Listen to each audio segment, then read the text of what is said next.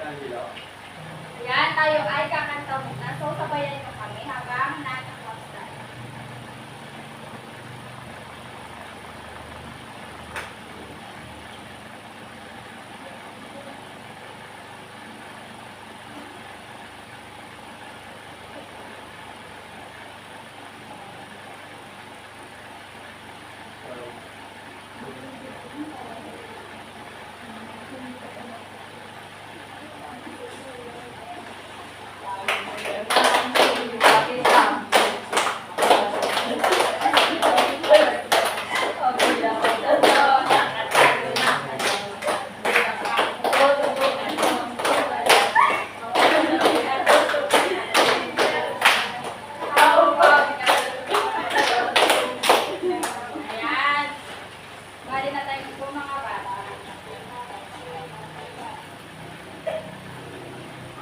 Bago nga ulit tayo magsimula sa ating talakayin, mga bata, ano nga ulit ang hindi natin sinalakay? Si Charmaine, tungkol po sa salawikain, teacher. Magaling. So, ano nga ang salawikain? Sige, Teresa. Ang mga salawikain o kasabihang Pilipino ay binubuo ng mga pariwala na karaniwan ay nasa anong katulak na kung saan ito ay nagbibigay ng bimbong aral. Mahusay. So, ang salawikain ay isang tradisyonal na kasabihan mula sa ating mga ninuno na nagpasaling-saling at hanggang makarating sa ating henerasyon na ating patnubay sa ating pang-araw-araw na pamumuhay. So, maaari ba kayong magbigay ng halimbawa nito? Sige, gawin. Kung walang tiyaga, walang nilada. Magaling. Sino pa ang maaari magbigay? Teresa? Ang matatag na kaibigan, tunay na maasa. Magaling, mahusay mga bata at talagang nakinig kayo sa ating huling talakayan. Kaya bigyan nyo nga ng 5 palakpak ay ng mga sarili. Ngayon naman, bago tayo magturo sa ating aralin, atin munang alamin ang mga layunin. Maaari bang pakipasa ng unang row ang unang layunin? Natutukoy ang kahulugan ng bugtong sa panitikang Pilipino. Napapahalagahan ang bugtong bilang kultura ng mga Pilipino at ang pang-iisip. Nakakagawa ng sariling bugtong at nakasasagot ng bugtong sa pamamagitan ng puzzle. Ayan, so inaasahan ko na makakamit natin ang mga layunin ito sa pagtatapos ng ating aralin. So bago tayo magtungo sa ating aralin ngayon, meron muna kami inahandang laro sa inyo. Handa na ba kayong maglaro? Opo! So ngayon ay hahatiin ko kayo sa 2 grupo. Ito ay magiging unang grupo at ito naman ang magiging pangalawang grupo. So, handa na ba kayo? Opo! Wala na itong trial and error, kaya galingan nyo. So, una, may 3 aso. Yung isa pinakawalan. Yung isa ay nakanali. At yung isa naman ay nanatiling nakakulong. Ang tanong dito, sinong sisigaw ng pakawalan mo ako? Pangalawang grupo. Wala, dahil nagsasalita ng aso. Tama ba siya? Tama. So dahil nga ang aso ay hindi nagsasalita. So unang puntos para sa pangalawang grupo. So naman, dati ako nung bata, dilaw ng tumanda. Nang ako'y mamatay, marami ang nabubuhay. Natatagpuan ako madalas sa tindahan, mas lalo sa tahanan. Ngalan ko'y may letrang I. Pag Tagalog, ako'y 5 letra. Kapag English, ako ay nababawasan ng isa. Ano ako? Ano sa tingin nyo? May pangalawang grupo ulit. Tigas. Tigas, tama ba? So, ang sagot ay tigas. Nasa Tagalog ay 5 letters. And then rice naman kapag 4 letters sa English. So, pangalawang puntos ulit para sa pangalawang grupo. So, habol, group 1. So, ito naman. Si lalaki at si babae ay kapwa pure Filipino at may naging anak sila. Ngunit hindi ito isang sunod. Ano kaya ito? Group 1 kahapon. Pinay po. Pinay. Tama ba? So, tama. Dahil nga, hindi siya Pinoy, kundi Pinay siya. Kung hindi siya lalaki, dahil babae ang anak ng mag-asawa.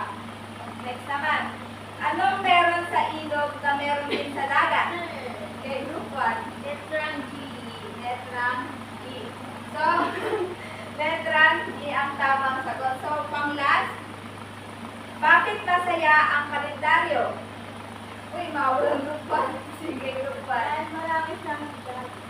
Link. Yan. Dahil marami siyang day. So, ngayon naman bigyan natin ng winner clap ang group 1 dahil sila ang nanalo. So, alam niyo ba ang winner clap? Ganito yan. So, 1, 2, clap, clap, clap. 1, 2, clap, clap, clap. Winner. Kayo nga, pwede ba bang gawin? 1, 2, clap, clap, clap. 1, 2, clap, clap, clap. Winner. Ngayon naman mga bata, nakahatiin po kayo sa apat na grupo. Ito magiging unang grupo, pangalawa, pangatlo at ang unang grupo.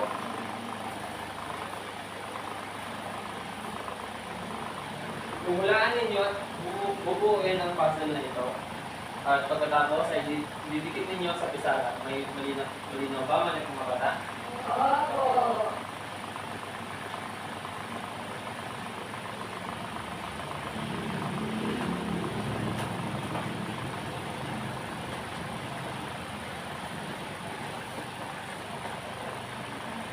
Ari na kayo magsimula.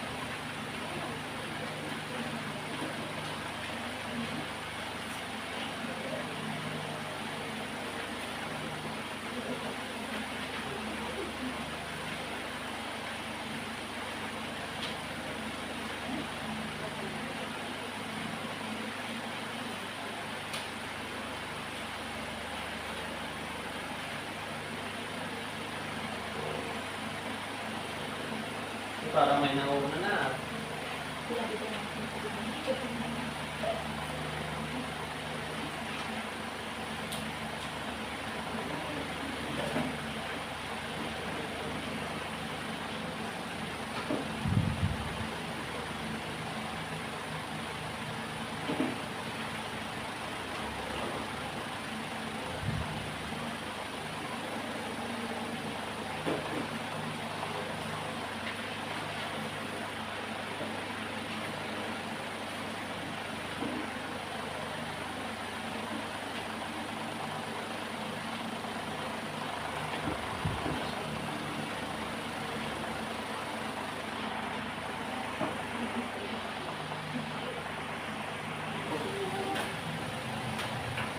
Tapos na ba kayo mga bata? Okay, sumali nyo ng ibigit sa pisara.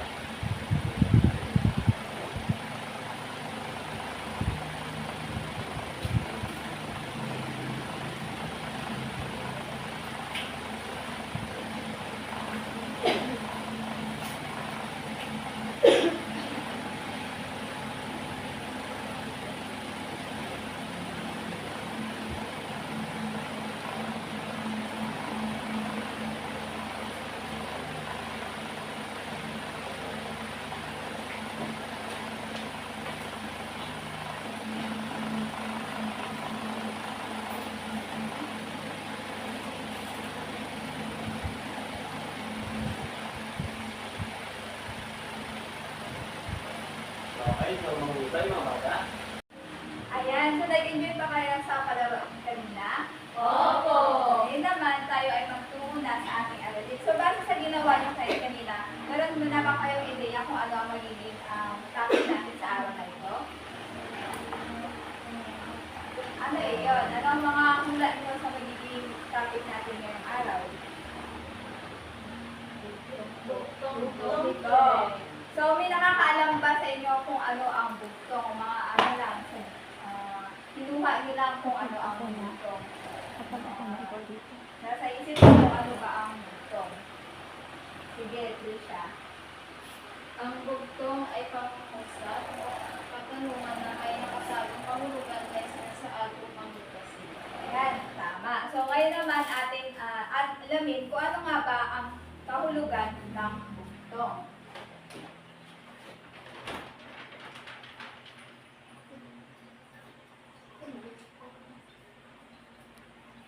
So, yan. So, sinasabi dito na ang bugtong, pahulaan o patuturan ay isang pangungusap o tanong na may doble o nakatagong kahulugan na nilulutas bilang isang palaisipan. So, tama nga yung sinabi ni Trisha kanina. So, ang sinasabi din dito na ang mga bugtong daw sa panitikan ng mga Pilipino ay pahulaan ng isang sagot sa pamamagitan ng paghahambing ng bagay o ideya sa isang pangungusap. So, yung mga nakikita yung mga larawan ay magiging halimbawa yan ng mga bugtong. Maaari ang bigyan ng mga kahulugan na maaari ninyong hulaan. So, ito ay hinango sa salitang pagbasa sa lumang Ingles na ang kahulugan ay ipaliwanag o hulaan. So, sinisimulan ito sa dobling salita at sinusundan ng nakakaaliw na paglalarawan ng mga salita. So, sa bugtong ay gumagamit ng talinghaga o mga metapora sa pagsasalarawan ng isang particular na bagay o mga hulaan. So, ang bugtong daw ay isa rin siyang maikling tula na kumbaga ginagamit din siya bilang isang palaisipan. So, ang bugtong ay nagmula sa noong unang panahon pa mula sa mga Kastila. So, ang bugtong ay sinisimulan muna sa dalawang salita na sinasabi ay bugtong-bugtong bago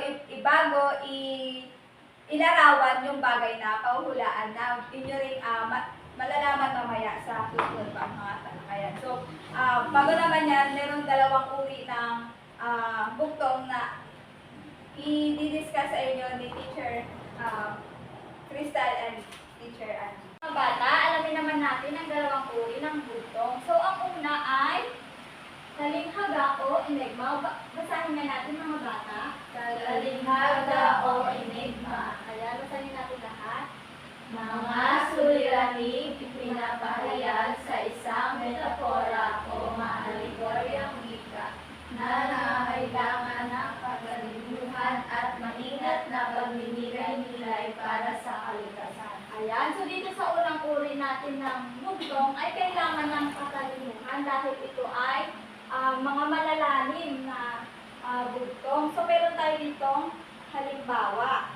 Agaw buhay na ang kahulugan ay naghihingalo. Ang pangalawa naman ay anak pawis na ang kahulugan ay magsasaka o manggagawa. Ang ikatlo naman ay anak dalita or mahirap. Naintindihan ba mga bata? Opo. Ayan, ano nga ulit ang unang uri ng bugtong? Talinghaga o enigma. Ayan, mahusay. Ayan, ang pangalawang uri ng bugtong ay tinatawag natin, mga bata, pakibasa nga. Palaisipan o konodro. Ayan, kapag sinabi natin palaisipan o konodro, ito ay mga tanong na umaasa sa dulot na patudyong na gamit sa tanong sa sagot. Ayan, ito ang halimbawa ng palaisipan o konodro. Ang sabi rito, halimbawa, ano ang makikita mo sa gitna ng dagat? Sagot, pakibasa mga bata. Itik-dik. Ayan, mahusay. Ang pangalawa naman, anong bagay ang nasisira na hindi pa man naisa sa katuparan? Sagot, mga bata. Pangako. Ayan, naintindihan nyo na ba ang dalawang uri ng bugtong, mga bata? Opo. Ito ang mga halimbawa ng bugtong. Una, may kamay walang paa, may mukha walang mata. Ano kaya ang sagot mga bata? Okay, for me? Orasan po ito. Tama kaya? Tama. Next naman, kung kailan mo pinatay sa kahumabaang buhay, ano kaya ang sagot? Yes, Rika? Sandila po. Tingnan natin kung tama. Tama. Ayan mga bata, ngayon magbibigay ako ulit ng mga halimbawa ng bugtong. Tignan nga natin kung kaya nyo isagutan ang mga pinahanda ko. Una, tinaga ko ang puno sa dulo'y nagdudurugo. Anong sagot? Yes, Claudine? Gumamela po. Tignan nga natin kung tama ang sagot ni Claudine. Tama, gumamela, mahusay. Pangalawa, bumukay, walang bibig, bumiti ng tahimik. Sino gusto masagot? Yes, Charmaine. Bulaklak po. Tingnan nga daming bulaklak. Ayan, mahusay mga bata. Ayan mga bata, narito pa ang ibang halimbawa ng bugtong. Tignan nga natin kung talagang natutunan mo. Ayan, isang butil ng palay, sakop ang buong bahay. Ano kaya ang sagot mga bata? Sige, Trisha. Ilaw po. Ilaw kaya ang sagot? Ayan, magaling. Ilaw nga ang sagot. Ang susunod naman ay uungat alimango na sa loob ang ulo. Ano kaya ang sagot mga bata? Sige, Charmaine. Pagong po. Tignan nga natin kung pagong ng sagot mga bata. Ayan, tama ba siya mga bata? Opo. Ayan, magaling. Bigyan nyo nga ng palakpakan yung sarili. So ngayon naman, ito ang iba pang halimbawa. So hindi pare, hindi hari, nagdadamit ng sari-sari. So sa mga larawan na nasa harap, ano sa tingin nyo ang sagot? Yes, Rudy? Paro-paro po. Paro-paro. Tama ba ang kanyang sagot? Tama. Paro-paro. Dahil iba-iba ang kulay ng paro-paro. Next naman is isang reynang maraming mata. Nasa gitna ang mga espada. Ano kaya ito? Hermie. Pinya po.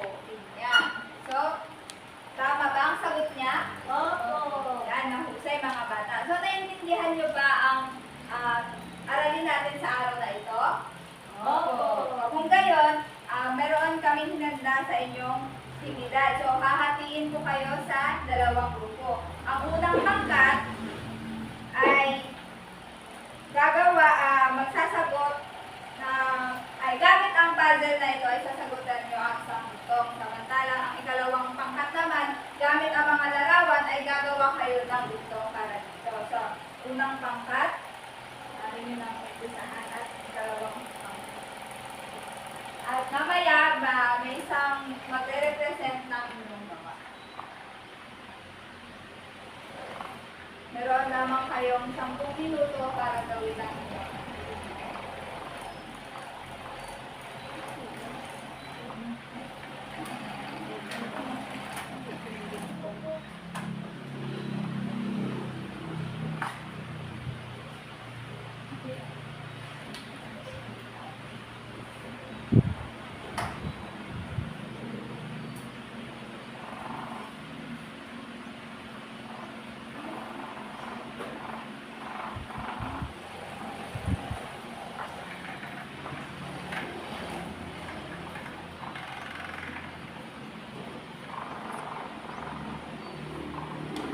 Go. Tapos yun na ba mga bata? Opo. So, maaari bang tawagin mo ang isang representative na ulang pangkat para ipakita ang inyong gawa?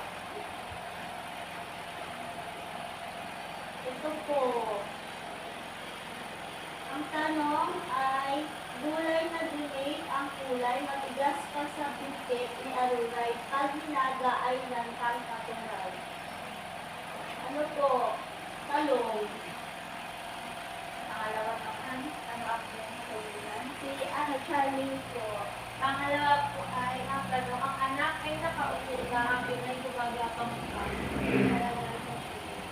Mahusay. So, maaari ba natin bigyan ng amazing clap ang unang pangkat? So, alam niyo ba ang amazing clap? Ito po. So, ganito yun. 1, 2, 3, 1, 2, 3, amazing. Okay nga? 1, 2, 3, 1, 2, 3.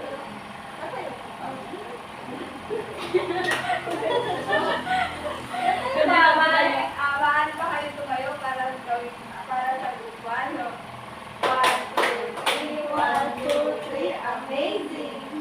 Maraming salamat. So, paano naman sa ikalawang pangkat? Paano ba? Ang ginawa po namin is bugtong.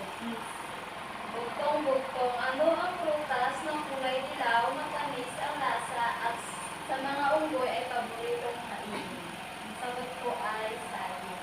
Pangalawa naman po is bugtong, isang pamalo-palo, libot ng dito. Ang sagot po is mais. Ay, mahusay. So, meron silang larawan at ginawa nila itong bugtong. So, maaari ba natin silang bigyan ng fantastic clap? So, ganito mo na yun. 1, 2, 3, 1, 2, 3, fantastic. So, maaari ba ko yun? Maaari kayo tumayo. 1, 2, 0. 1, 2, 3, 1, 2, 3, fantastic. Okay, ngayon naman mga bata, lumako tayo sa inyo ang individual na gawain. So, maaari bang maglukas ng malinis na papel? At sagutan ninyo ito. Ito yung inyong panuto. Tanda ng mga sumusunod na bugtong, ilagay sa guhit ang tamang sagot. So, maaari na kayo magsimula mga bata. Tapos na ba kayo mga bata? Opo. Okay, so tignan nga natin kung tama ang inyong mga sagot. Sino ang gustong sumagot sa number 1? Okay, Julie? Isang prinsesa na nakaupo sa tasa. Kasoy ko. Tama kaya mga bata? Opo. Okay, so sino ang gusto sumagot sa number 2? Yes, Talika? Dalawang bagong itim, malayo ang tararating. Matapo. Okay, tama. Sa number 3 naman, yes, Fermi? Bulot balat, lumilipad. Saranggola po, Mr. Tama kaya mga bata? Opo. Okay, sunod naman, sino ang gustong sumagot? Yes, Fermi? Araw-araw bagong buhay, taon-taon namamatay. Kalendaryo po. Tama. At panghuli naman, sino ang gustong... Yes, Talika? Ulot ng hari, hindi mahati-hati. Tubig po. Tama kaya mga bata? Opo.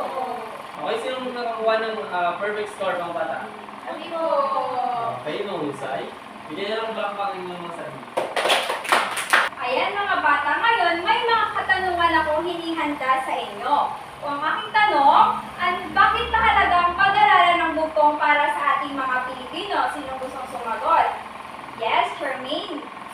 Kahit po ang bugtong ay bahagi ng ating kultura at tradisyon bilang mga Pilipino, sa pamamagitan ng pag-aaral nito ay pinapakita natin ang ating pagpapahalaga at pagmamalaki sa ating sariling kultura. Mahusay. Sino ba ang gusto magsagot? Yes, Trisha. Dahil sa bugtong, natutuhan natin ang mga konsepto at kaalaman sa iba't ibang larangan tulad ng kalikasan, kultura, kasaysayan at iba pa. Ito ay nagbibigay sa atin ang pagkakataon na mapalawak ang ating kaalaman at pag-unawa sa mga bagay-bagay sa ating paligid. Magaling. Ay, ang bugtong ay hindi lamang ito nagbibigay ng kasiyahan at aliw sa atin, kundi naglalayon din itong mapalawak ang ating kaisipan at pag-uunawa at nagbibigay halaga sa ating kultura bilang Pilipino. Ayan, ano nga ulit ang ating pinalakay mga bata? Bugtong. Magaling. Ano naman ang bugtong?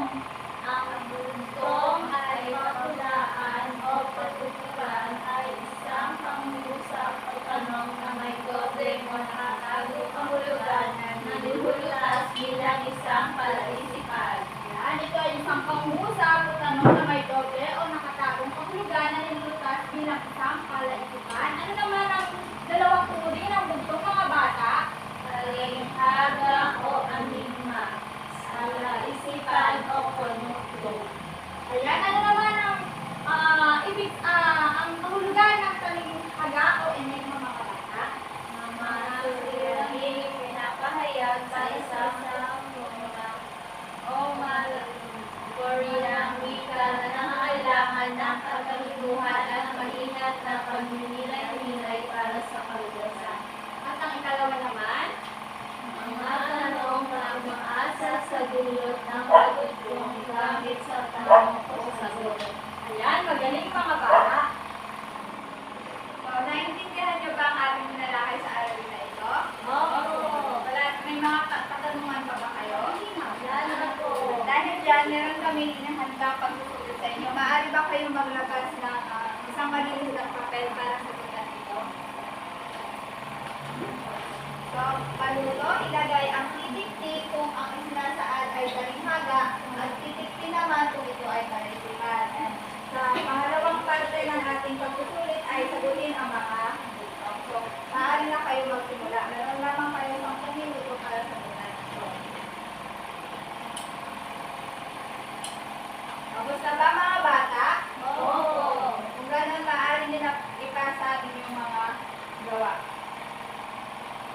At inyong malalaman ang mga nakuha nyong scores kinabukasan.